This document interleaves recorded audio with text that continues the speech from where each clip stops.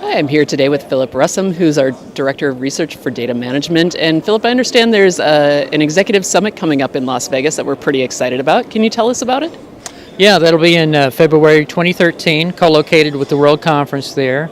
The World Conference theme is around enterprise data strategies, so the Executive Summit will have a whole day devoted to enterprise data strategies from the viewpoint of executives and what they need to know, what they need to do for future planning to get their strategies in place so that they can grow over time.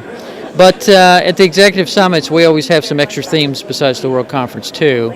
So we're going to have a number of speakers talk about different forms of analytics as well as different forms of emerging technologies.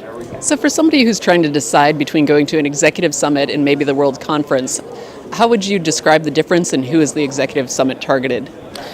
You know, the World Conference is very much about training, isn't it? We call it a conference, and you get up in the morning and you go to a keynote address with 1,000 of your best friends, and then you break out and everybody goes to a 7-hour training course. But at the Executive Summit, it's more of a traditional conference with multiple speakers. We do break it up, however. We have a workshop there, we have a variety of panels, we have interactive sessions.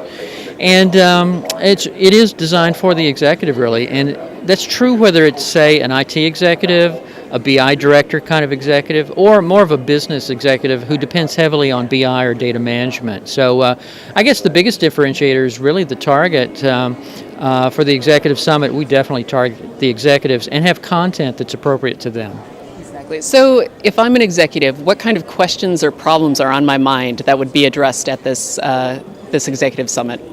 Well, so many people are wondering about big data, but you know that's just part of your data assets and your data inventory. So we're going to talk about data management strategies on an enterprise level, and of course we'll have special focus on what kind of accommodations do you have to make in your data strategies for big data.